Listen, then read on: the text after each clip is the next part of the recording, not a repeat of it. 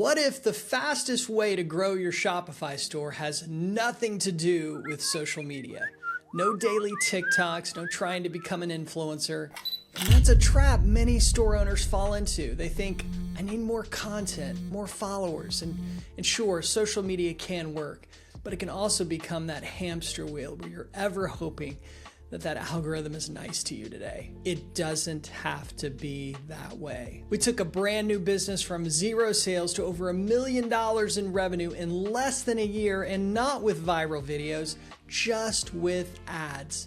So in this video, I'm gonna show you why social media keeps your store stuck waiting on the algorithm, why Meta ads or Google ads should be your first move, and a simple 90-day path that takes you from 0 sales to your first steady orders, all without posting videos every day. But before we do that, I want you to think about a TV remote with dead batteries.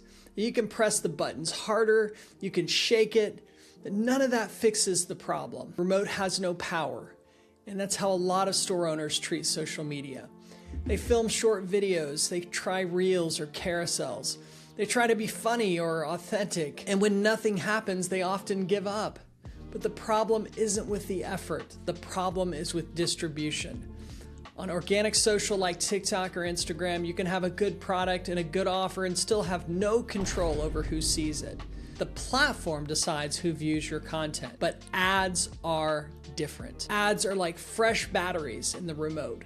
And when you press the button, something happens. You put your product in front of specific people, you test an offer, you then see if they click and buy. Why organic social is not a reliable growth plan. Now, I'm not saying social media is useless. It builds trust, it can even drive some sales.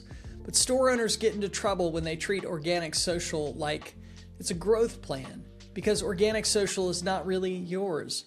Your store is yours, your email list is yours, but your reach on Instagram or TikTok belongs to the platform. You can spend 3 hours on a post and the platform shows it to 200 people or 20 or nobody, and you don't always know why. And that's a shaky way to grow a business. Now, the goal isn't to delete every app and go live in the woods. The goal is to stop depending on organic social reach. Think of it like a supporting character. It helps, it adds trust, but for most stores that want sales, ads are the cleaner engine, because ads let you stop asking, will the algorithm show this to anyone?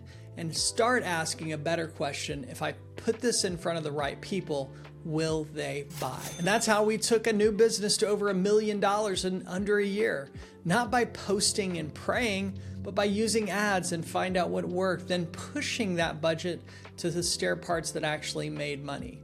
Which brings us to the next question. If ads are the engine, what kind should you use? For Shopify stores, 2 platforms matter most: Meta ads and Google ads. Meta ads versus Google ads. Meta and Google are both very strong ad platforms, but you need to know which platform matches how my customers are going to buy, because Meta and Google do 2 different jobs. Google captures demand and Meta creates demand. Google is for people already looking and Meta is for people who might want your product but aren't searching yet. So we usually start with Google. Google makes sense when your customer already knows what they want.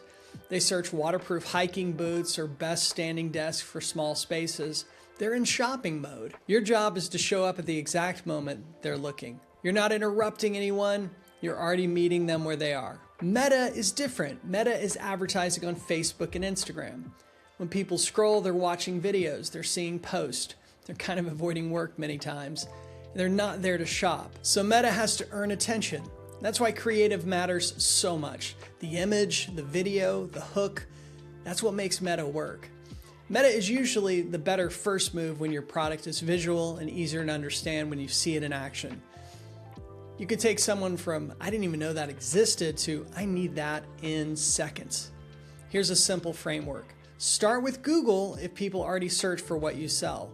Start with Meta if people need to see it before they want it. Google is intent, Meta is interruption. Meta is putting a great pair in front of someone until they think, my knees have been hurting, I heard these shoes would help, and they were right. Different ad, different job. So the question isn't Meta or Google forever, it's which one is best to start. So put the offer in front of the right people on either platform and watch what happens. Fix the weak spots, scale what works. Now, ads can grow a store fast, but they can also waste money fast. The difference isn't usually a secret setting, it's whether the basics are there before the traffic shows up. What you need before you spend money on ads. Well, let's get one thing out of the way. Ads are not magic. Ads are a spotlight. The spotlight helps more people see your offer. If it's weak, the spotlight helps more people see problems. So before you spend, you need a few basic pieces. First, you need an ad account. Pick the platform that gives the cleanest test for your offer. Google or Meta, not both, just one. Second, you need some budget. There's no perfect number, but you need enough clicks for your offer to collect some data. 200 clicks is a good initial test. Each niche is different, so the test is going to cost different depending on your offer. Third, you need a killer offer. This is the most important piece. Your product alone is not your offer. Your product is what you sell. Your offer is the reason for someone to buy it right now from you. The offer is the product, the price, the bundle, the guarantee, and the reason it's different. Fourth, you need ad creative. This matters most on Meta, where people are scrolling, they're distracted, they're half watching while eating lunch. Your ad has to earn attention fast. Product demos, problem solution videos, before and after angles, testimonials. On Google, images matter too, but less so for videos. Descriptive and compelling copy will earn the click. Fifth, you need tracking. Tracking keeps you from flying blind. You need to know what happens after the click. Did they view the product, add to cart, start the checkout? Did they buy? Sixth, you need time to test. You probably won't nail it on the first try. One creative is gonna flop, one offer gets ignored. That doesn't mean it failed, it means the test gave you information.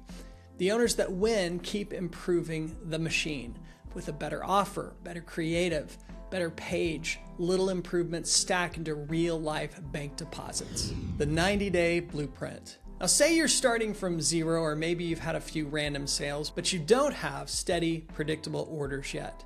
And that's where the 90-day blueprint comes in. It's not a guarantee that every store hits 100 sales in 90 days, but the point is to take your store out of guessing mode and into testing mode. Days 1 through 15 are all about the foundation. Make sure your store can handle paid traffic. Sending ads to a messy store is like inviting people over before you clean the bathroom. So start with the offer. Is it strong? Is the value obvious? Is the price believable? Is there a reason to buy right now? Then look at the product page. Look at it like a distracted shopper on a phone with 9% battery and no patience. Can they understand what you sell in a few seconds? Find the price.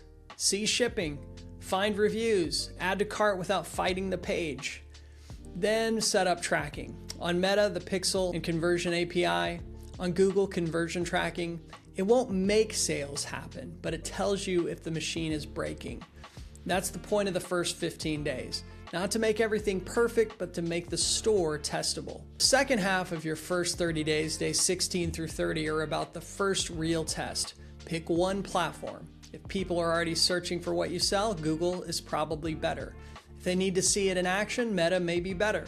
Then launch simply. On Google, make sure the feed and pages are clean. Google matches your products to searches. And on Meta, your first job is creative. Meta has to stop the scroll. So don't launch one random image and call the platform broken. Give it real angles. Show the product being used. Show the problem. Show before and after. Do people click? Do they stay? Do they add to cart? Do any buy? Once you see where people respond, you have something to improve. The second month, or days 31 through 60, are all about fixing the bottlenecks. This separates serious owners from people who say ads don't work. By now, you should have data. Your job is to find the weakest part of the system. If people aren't clicking, the ad is weak. So don't rebuild the store, fix the ad. New hook, new angles, new visual. Make people care faster. If people click but don't add to cart, the ad did its job, but the page didn't continue the conversation. Maybe it's confusing. Maybe the photos are weak. Maybe the price feels high. Maybe it's missing reviews. So fix that page. Now, if people add to cart but people don't buy, there's friction near the end. Shipping costs show up too late. Checkout feels clunky. The return policy feels risky. That's not an ads problem, that's a checkout or trust issue. So fix the biggest leak. Not every leak, but the biggest one bottleneck at a time, then watch the next round of data. The third month, or days 61 through 90, are all about scaling what works. Once you find a campaign or offer making profitable sales, your job changes. You stop asking, will this work, and start asking, how far can we take this? But scaling doesn't mean tripling the budget after one day. Scaling means raising spend carefully while watching the numbers. If the campaign is profitable, raise the budget. If it weakens, diagnose before pushing any harder. And keep testing creatives. Ads get tired. People get used to seeing the same thing. Competitors show up. So even when something works, keep feeding the machine. New videos, new ads, new offers. So this blueprint isn't run ads and hope. It's build the foundation, launch one clean test, fix any bottlenecks, scale what works. And once you have a profitable campaign, run it until you hit your target. Keep watching the numbers, keep improving the creative, keep protecting that profit. And that's the blueprint. It's not posting every day. It's not chasing trends. It's not waiting for the algorithm to bless your store.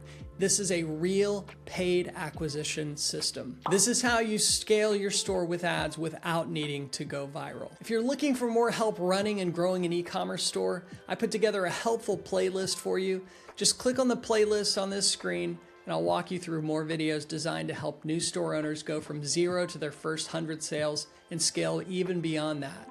All the best.